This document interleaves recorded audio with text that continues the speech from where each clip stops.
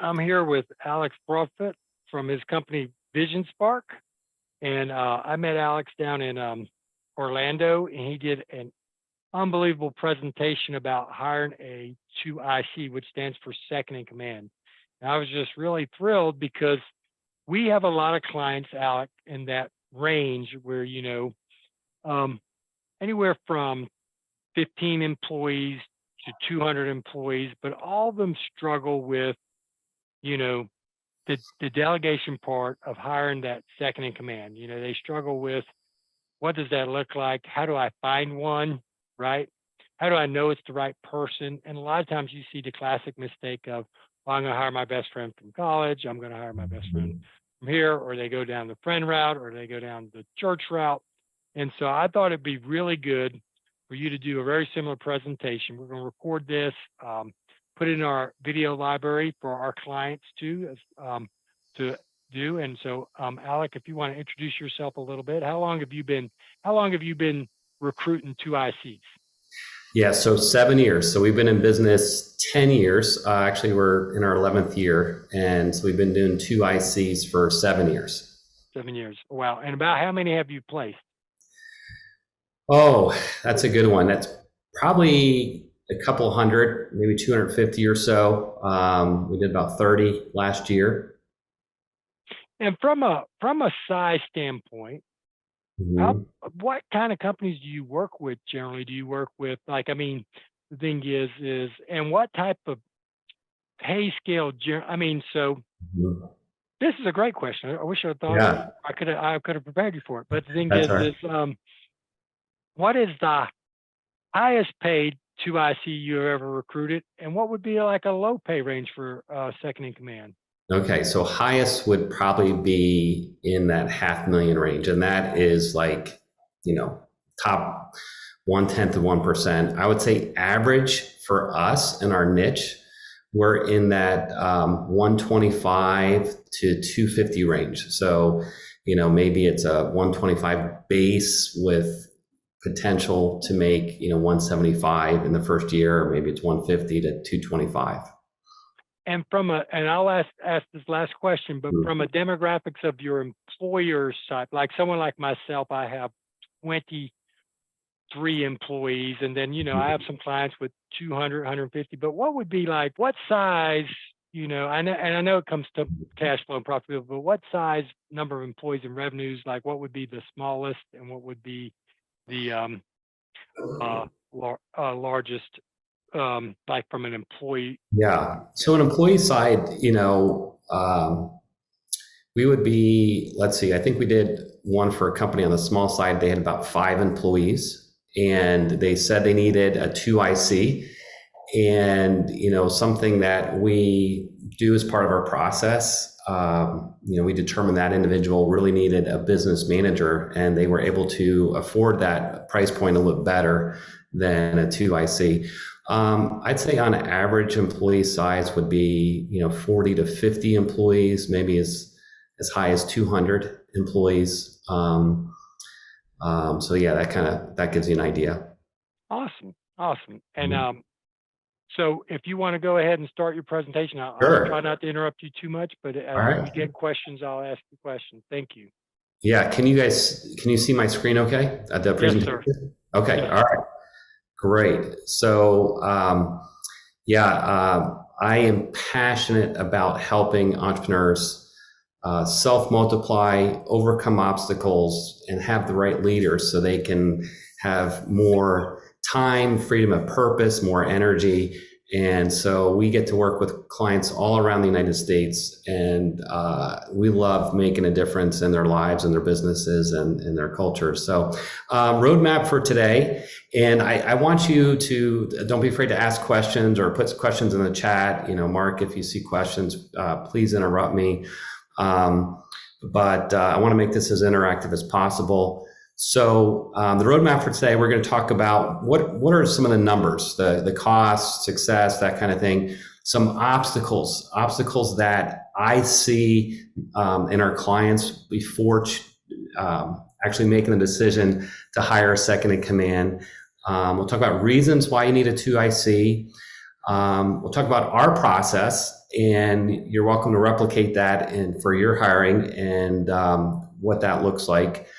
And then the 6 qualities you need in a 2IC. These are non-negotiables. You don't want to hire a 2IC without these 6 qualities.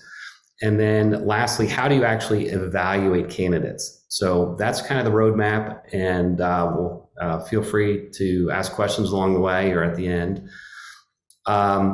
So the numbers, according to Gallup, companies fail to choose the right manager 82% of the time. 82% of the time. So before I heard this research, I would ask fellow visionaries and say, out of the last 10 people you hired, how many would you rehire knowing what you know now? And generally they would say 2 or 3, right? So it's somewhat close to Gallup's numbers. So 82% failure rate. What's that cost? Well, it only costs 278 hours of time in hiring the wrong leader for your organization, according to Brad Smart, who wrote Top Grading. And it's up to 14 times their annual salary. So if someone's making, $200K a year, what's the math on that? It's $2.8 million mistake. So Mike, you had a question? Well, I was just going to bring out, Alex, I'm a quick start. I'm a 5392. So on Colby, for those of you who don't know, all my clients are real familiar with Colby. We get their Colby scores. But it's interesting because of the 4 high-level people I've hired, 3 were flops, or 3 were failures either. All on my part. But so one person, and I've never hired a 2IC, but it's interesting. So I think that's probably a very realistic number. Yeah. And, a question, that I heard once was like, let's say you were going to relocate your company to San Diego, California, or to San Diego, California, or San Diego, California, St. Pete, Florida. You were going to relocate there. Who would you take with you, right? And it's probably 20%, 30% of your organization. So think about that. And recruiters and search firms, their placement rate, and what that means is that you hire them to fulfill a role, and research suggests that they only place that person 60% of the time, 6 out of 10, right? So that, I think, is unacceptable, right? Keep that in mind when you're talking to other recruiters and search firms. Ask them what their placement rate is and what their success rate is. And success rate would be how long would they stay after 1 year, right? And I would think that placement rate is actually lower now with the COVID stats. Has that been updated? Because we use we've used several recruiting companies, and I've had clients use recruiter companies. I'm a big recommender. I recommend recruiting companies all the time because it is a good use of your resources. As a business owner, it definitely saves you money to hire a professional like you to do the job. Right. But I bet that's even worse now. Yeah. Are you finding it harder with the labor? If you have hybrid roles, so if you're offering they can work remotely, that you're going to maybe get 3 to 4 times the interested applicants than you would normally. So that, in some ways, that's been easier. I know that number at 60% and includes recruiters, which recruiters could be, these firms that just kind of, as my one client says, throw resumes over the fence, to actual really good recruiters that specialize in the industry, to search firms that focus on cultural fit, like Vision Spark. So that, that's all in that 60%, and that came out about a year ago, so it's pretty recent. Awesome. So I'm going to shift gears a little bit here. I want you guys to some imagery. So maybe when you started your business, you thought, man, I'm like this kayaker on the lake, smooth water, I'm by myself, serene, just making good money, quality of life, and what happened was you encountered some rough waters, right? We had a water leak right on Christmas Day here at my office. You got people in your organization that are not getting along. You have trouble with clients, right? So maybe you're thinking, well, I need to hire some people, and you hire some individuals, and maybe this is your leadership team, and these individuals are, they're tired. Maybe they're, in this case, a couple of the guys there look like they're a little out of shape. Maybe they're not the right leaders for that position. And so what I would like to share some imagery here is kind of what it should look like. And, that's, we got this crew, and that individual that circle there, that's called a coxswain. And they make sure that everyone is rowing in the same direction, their timing's down. And in a way, a second in command can do this for your business, right? They're gonna make sure your boat is going in the right direction, you have the right people in the right seats. So just kind of think about that, and about your leadership team and what you want your leadership team to look like. So primary functions of a second in command is they run the business and execute the business plan. They drive sustainable growth, minimize losses. They oversee day-to-day operations, finance, sales, and HR. And most visionaries don't like to do any of this. This is not their unique ability. All right. Design and implement policies to promote culture, keeps business on track, holds the leadership team accountable, and is the steady force in the organization. So that's what a second in command does for the most part. And so some obstacles that I see visionaries have before hiring a second in command. One is, can I afford this individual? It's a cost. And they're thinking that, man, if, whatever my profit is, I got to subtract that profit, their salary out of that profit. And so it's an investment. And what I would like to say is, you hire the right second in command, you're not going to see that cost. They're an investment. And, in the Pinnacle book, Greg Cleary, he says A players are free, right? Which is a great statement. And I'm going to push back on that statement. I believe not only are A players free, but that you can get 3 to 10 times the salary. So you're going to get that money back. So they're an investment. Size of company could be an obstacle. I'm too small. Vision Spark, a year and a half ago, we had 7 employees, and I hired a full-time second in command. And I thought, why not? I'm seeing all sorts of my clients have success, and it was the best decision I ever made. Unhealthy skepticism, right? So maybe you had a bad track record of hiring the wrong people, and you're thinking, man, no one can do it as well as I can do it. I promise you hire someone who's good at this, they love it, it's going to change your life. Loss of control. When I hired John, my second in command, I was worried about letting go.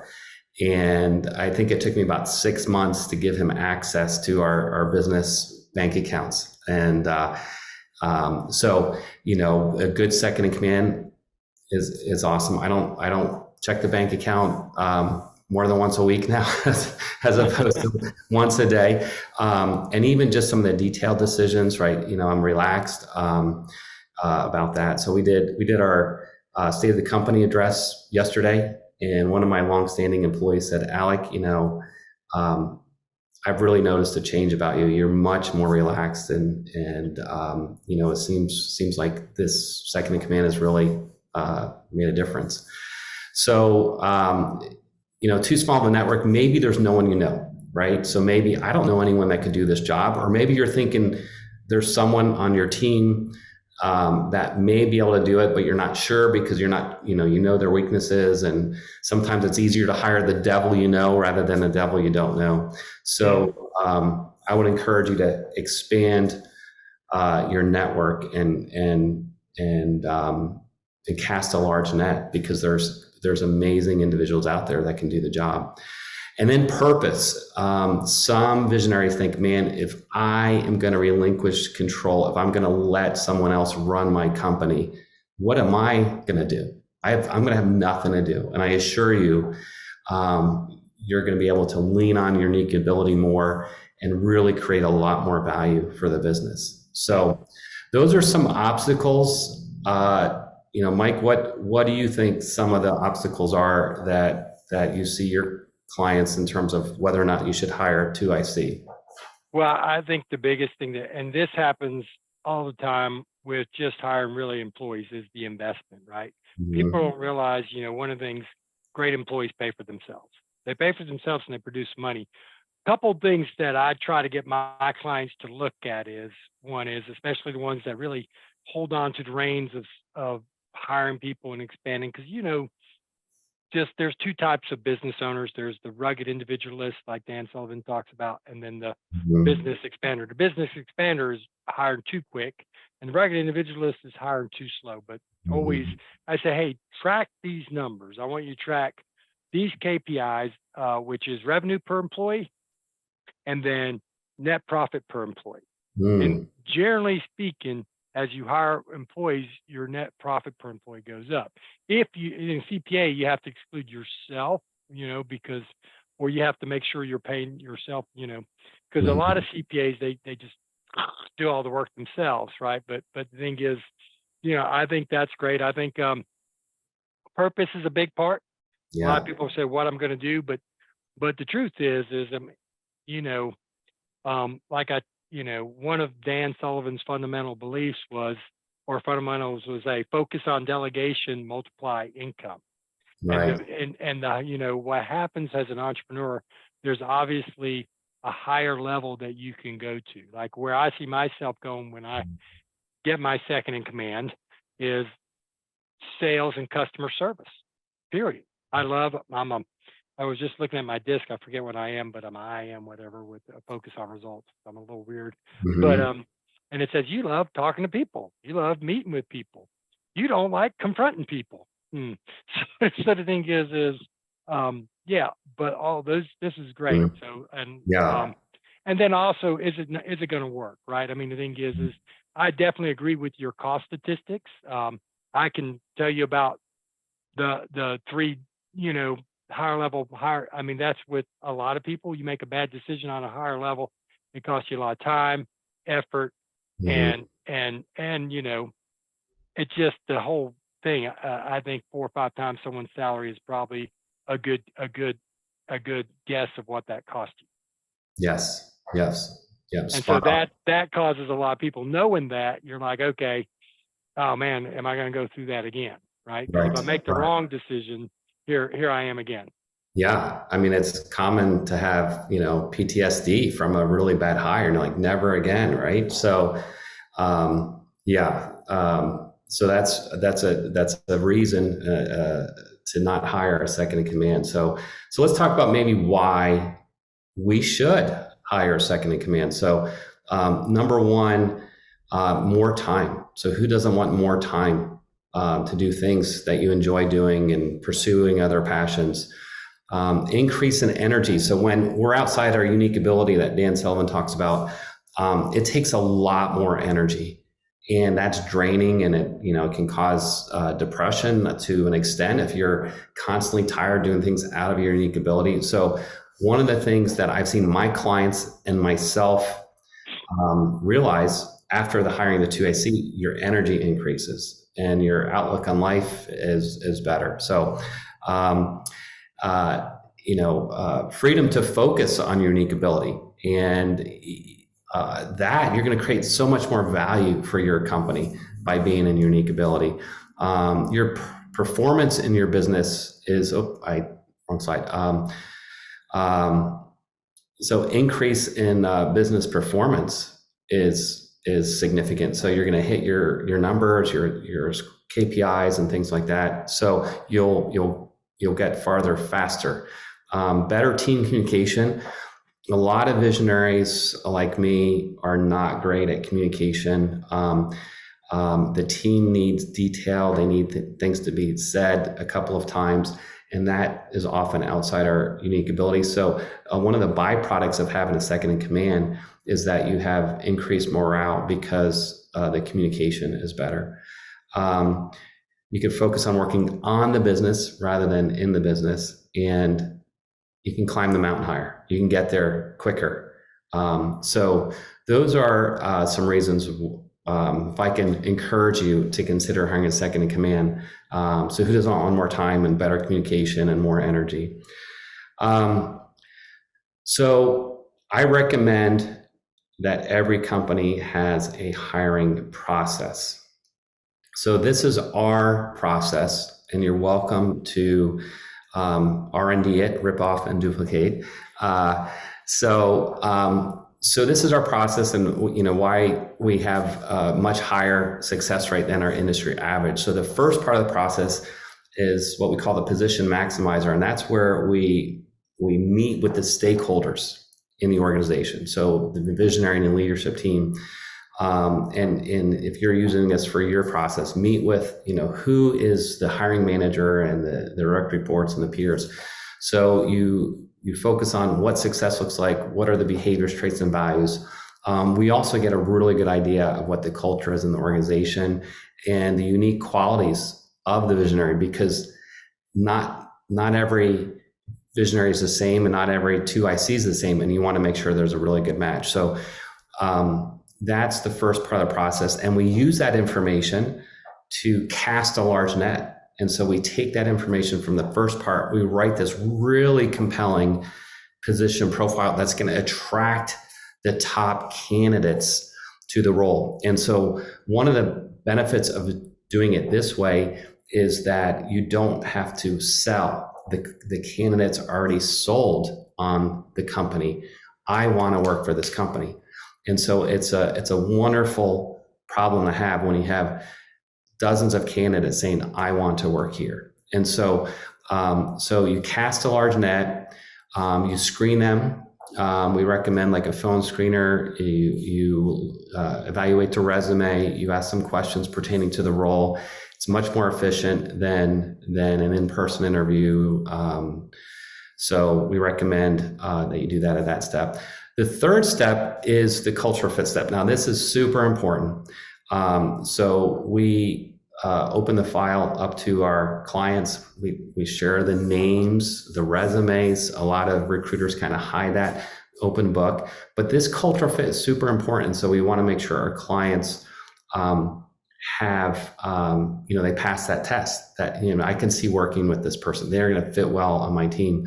And so it's a really quick interview. So culture is so important. Harvard did a study on what successful leaders are in the role, and they looked at education, industry experience, management experience, and the number one factor that determined long-term success was cultural fit. So super important.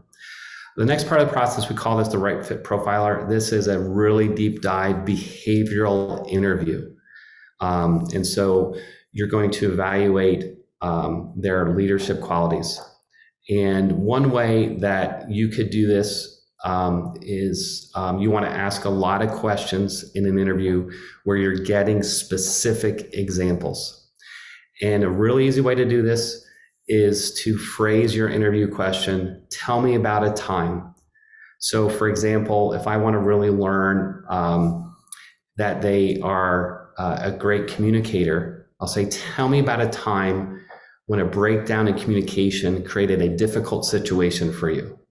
And so you're listening for specific example, real dates, real people, then there's credibility there. So that's one way that you can do that. And we also put them through an assessment tool. There's 1,100 assessment tools out there. There's, Mike mentioned DISC, and there's Colby. There are, Culture Index and Predictive Index, Profiles International, the Hogan, the Wonderlic. There are 1,100 assessment tools out there. And so when you use a high quality assessment tool, you more than triple the success rate. So I'm going to show you an assessment tool that we use, a part of our process, that you're welcome to test drive on a candidate. So let's talk about I'm sorry. And the last part is the final interview and offer. And now that offer stage, when you offer the position, when you're talking money, how that candidate deals with that question and compensation offer is still part of the hiring process. And you are welcome to rescind that offer if they don't handle that well. So, in my almost 11 years in business, I had to do that twice for internal candidates where you saw some personality flaws in that step of the offer phase. So What's a good example? What would be an example of a personality flaw when looking at this, when talking about the compensation? yeah, so a recent example with a client we had, we make sure that when we're interviewing for position, let's say it's an integrator role, a 2IC role, the salary is, base of 125 with, total comp maybe in the first year, 150 to 175. If someone is agreeable to that in the first phase of the process, and then when it comes to the offer, they're like, oh, I want 185. That is a huge flaw because you've wasted time. This candidate was actually went through the whole process so he can go back to his employer and say, wait, I just got an offer for 185, right? So that's something in there. When they kind of start dictating about how they want to be paid, it can cause some issues. And I had this internal candidate really became like mother hen when we offered her the role, and I'm like, I don't need that type of personality in my office. So so those are a couple things. So yeah. So let's talk about the 6 non-negotiables. Oh, go ahead. One other question for you. Give us an idea of what how the elimination process works in your screening do you know, like, let's say you have 100 candidates that go through, the source and screen, right? Out of those 100, what percentage goes to culture fit and so forth? Yeah. So we eliminate 50% of the candidates at that source and screen step. Okay. So, the search, the amount of candidates depend a lot on compensation, location, industry. So we've had, anywhere between 100 candidates to almost 500 candidates for a position. So we'll eliminate half or over half at that source and screen step. The culture fit step will select the top 10 to 15 candidates for our client to evaluate at that step. It's probably more about 8 to 10, and we have a second round if the client doesn't feel like any of the 8 fit that cultural step, and then that right fit profiler step will narrow it down after that step to 3 top candidates. So our client will see only the top 2 or 3 candidates that have passed the screening interview, the resume scoring, the culture fit step, the assessment phase, and the leadership interview. And then our client will facilitate a round of interviews with them, and they could have 3 to 4 interviews with that client. So does that answer your question, Mike? Mm-hmm. Yeah, it does. Mm-hmm. All right. So here are the 6 non-negotiables for a 2IC.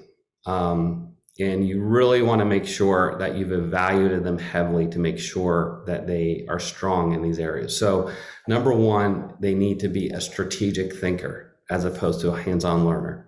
So you want someone who has the ability to be able to pivot when COVID hits, to come up with new ideas, new concepts, problem-solving skills, critical thinking skills. Those are essential. There's several, probably 40% of candidates do not have that strategic thinking ability. The other one is they need to be organized. Okay. And when I'm talking organized, what I mean is they have the ability to anticipate, great time management skills, excellent planning skills.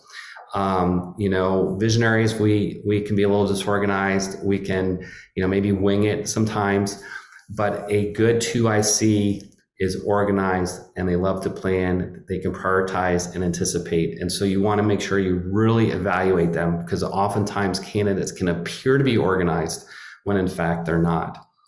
You got any little secrets or whatever for figuring out if someone's organized? Yes. So you can ask them how they go about prioritizing their day or their week.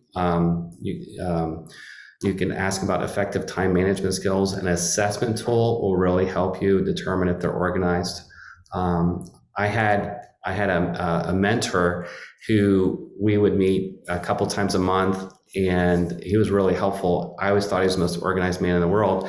And he took the same assessment that we use in our company, and he scored the lowest score you can get in organization. And I'm like, that can't be true, right? And so he retires. He moves to Florida. He's golfing, and he was the most disorganized person in the world. He would schedule appointments with me, he'd miss them. And so his core behavior was disorganization. So the assessment was spot on. The other thing, did he have a really good personal assistant or something, or Yes, his wife kept him in check. She really helped him with his schedule, and he used a planner. He was really good at filing and keeping things. So the perception when he was organized, but he really lacked that ability to prioritize, that strong desire to plan. So looking back, it was evident. Yeah. So you want someone who's process oriented, right? So you create playbooks and systems and processes. So that 2IC needs to be able to spearhead those. And if you have someone who's creative, or visionaries, we hire sometimes individuals who are a lot like ourselves, right? Oh, I really liked how they were able to think on their feet and come up with ideas. And you really want someone that's going to be able to create process and make sure this team stays with that process. So that's another one. Someone who is people oriented, right? So if they're task oriented, they just want to check things off. They're not going to be able to motivate, inspire relational people, especially now. Individuals want to work for a company where they're valued and respected, and they feel valued. So communication skills. So a lot of great people can interview well, and you come away from that interview, man, they're a great communicator. You want to have someone that's their nature is to communicate effectively, and they don't get tired from communicating. It's something that they enjoy doing. They're articulate. Again, you could observe this from the quality of their words in an interview. An assessment test measuring are they more extroverted or more introverted? So those are things that can be measured.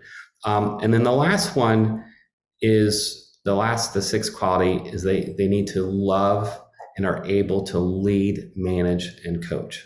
Okay. So, if they have the other five and they don't have this, it's not going to be a good situation. So you want someone who loves to develop people, coach, hold people accountable.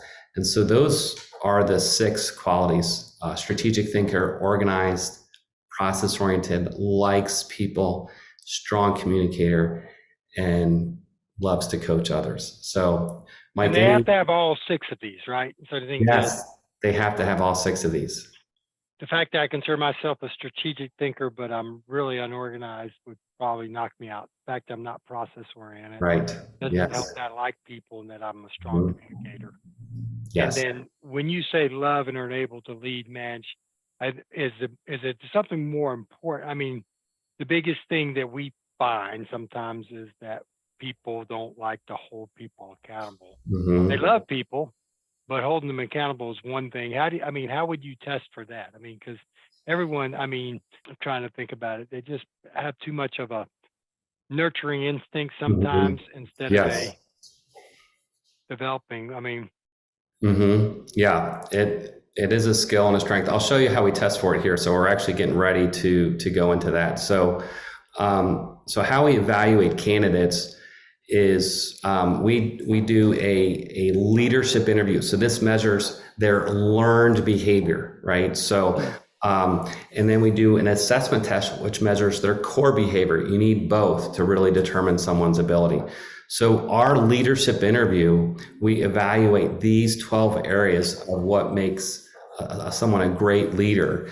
And there's that accountability score at the second from the bottom there. And so that we're able to measure that. You can see that this individual is actually a low communicator. And so they scored well on this interview, except that particular area. So the interview is super effective. We did an analysis a few years ago of our top of our clients, and 90% of the candidates that our client chose had the highest score on their interview. So that's how effective this interview is. So we also do an assessment, and we measure core behavior and mental aptitudes. And I'm going to go a little quickly here, but I want to make sure you see some things here. So this is a candidate. This is for a 2IC role. We call this person Chaos. Obviously, it's not their real name. But this individual is not a strategic thinker. You see that they are a 3 in mental acuity. So they're a 3 mechanical acuity. So they're more hands-on. They learn by doing. And they're also, they have a really low attention to detail. You see that by their low numerical perception score. So you compare that to another candidate, Miles Ahead, and Miles is a really strong mental aptitudes, mental acuity, vocabulary, business terms. His attention to detail is a 7, which is an amazing score. He's in the top 23% of the population. So if you had to choose between K and Miles, you would obviously choose Miles. So that's mental aptitudes, right? So that's super important. A lot of the assessment tools out there do not measure mental aptitudes. They measure more affective, personality. Colby measures cognitive, which is instinctive. But you want to definitely measure someone's mental aptitudes, attention to detail, etc. So personality-wise, this assessment does measure someone's planning ability, their organizational skills, and their process orientation. So Kay here, she's really low in that organization score, and she's really low in the process orientation score. So we call that flexibility. So you have flexibility on one side and rigidity on the other. So that measures someone's process oriented. So Kay is going to be much more, maybe she'd be better off as a visionary, better off working in marketing, but not really that process oriented.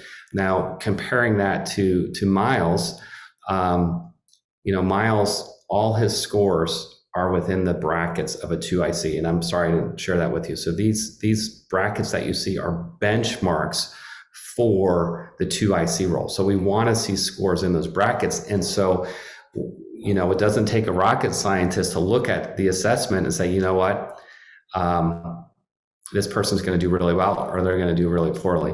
So you can really determine someone's predictiveness for success in that role. So we've worked out with the folks that sell us this assessment that Mike, for each of your clients, if they want to test drive it on someone internally or an outside candidate, they're welcome to do that. So just wanted to throw that out there for you.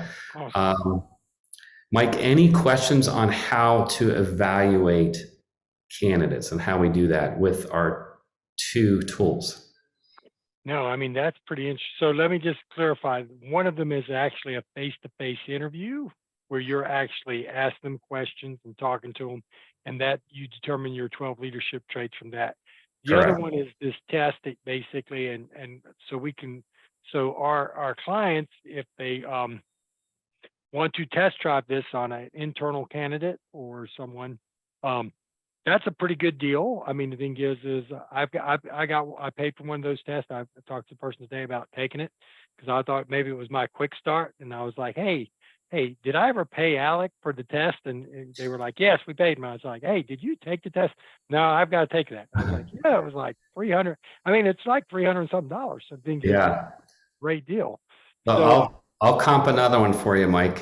no, don't worry about that. No, I mean, man, what I've learned from this this webinar, which will be releasing out to our clients too, is enough. You've paid me enough. So basically, I've gotten 360. I need to be thinking strategically about hiring someone, because that's one of the things every business needs. I was thinking, to be honest with you, Alec, I was thinking the minimum for 2IC was in that 250 to 350. So, Yeah. So that's pretty enlightening. And that you were working with bigger companies too. So, Yeah. Yep. So Yes. that I've learned some about this presentation too, which would could open us up to more of our clients seeking your services. Right. Yeah. So the two ICs are not, depends on the industry, depends on experience you're looking for and certification. So, if you're looking for someone who's got 20 years industry experience, 10 years management experience, CPA, MBA, is bilingual and lives where you're living, that's going to shrink the applicant pool. And so, that's going to impact the salary. And so what we love to hear, my team loves to hear, is that, industry is important, management experience obviously is important. They work for us, they've had experience working for a small to mid-sized business, entrepreneurial company, but cultural fit and team fit are super important.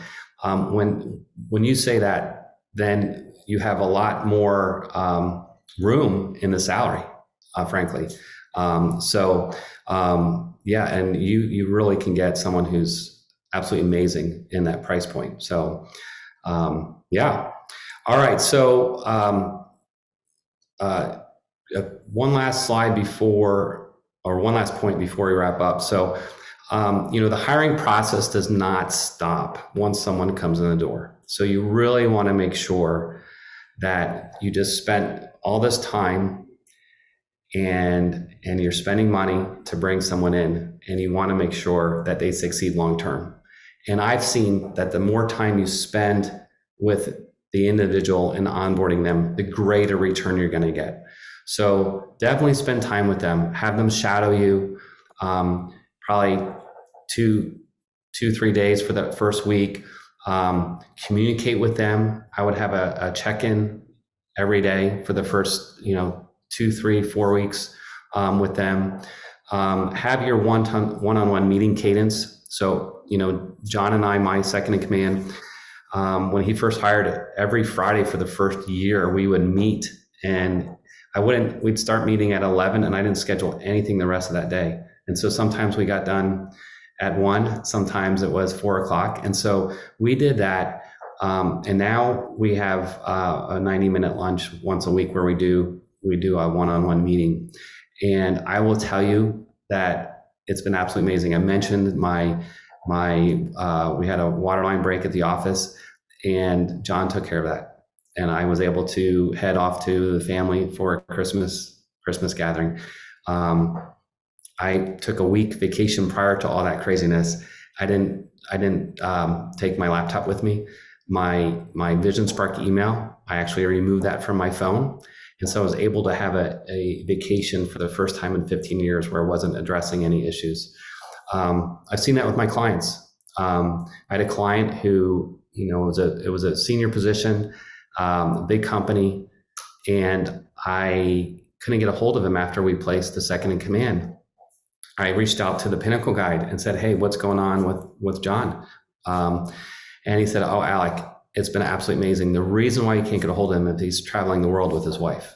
And so, you have those situations there. So, and the number one thing, this is hard for us as visionaries, but I highly recommend that you spend some time and you define what success looks like for this role. And so the way to do this as an easy exercise is you actually go ahead in time, put yourself out about a year and say, looking back, what does this person do to really create value for my company, to be a hero in my company. And you're like, okay, they ran all the meetings. I was able to take vacation and you start writing these things down. And then when you hire them, here's what success looks like. This is how I'm going to measure your performance. So that is super critical because these second in commands need to know what's going to make you happy, right? So that is a super important exercise. You can't skip that step. So a couple resources here for you. Pinnacle has got a good book. If you've not read it, I highly recommend it. They did a phenomenal job on this book. I was blown away with the quality of the writing, the research, really go into the source code. It's an excellent book. And another good book is Make the Noise Go Away. And this is all about the visionary second in command relationship. So a couple of questions here. So I think you're 100% correct. I think a lot of the problems, and I think a lot of the problems in our failure to hire effectively was that post-hiring communication. Because I think, like most visionaries or most quick starts, I run around with a lot of noise in my head, and I just think that, well, gosh, they should know this, or they should know that, or they, you know what I'm saying? So do you help draw that out with? I mean, because I would think some of these two ICs would want to, they definitely want to know, okay, what does success look like, right? Yes, for sure. And that's part of our process. So in the very first step, and you can do this with anybody you hire, in that first position profile step is what you ask the question, what does success look like? What is he or she doing to be successful? If we're talking a year from today, right? This is the Dan Sullivan question. If we're talking a year from today, what has to happen for you to be super happy with this role? And then another thing you could do is do the opposite.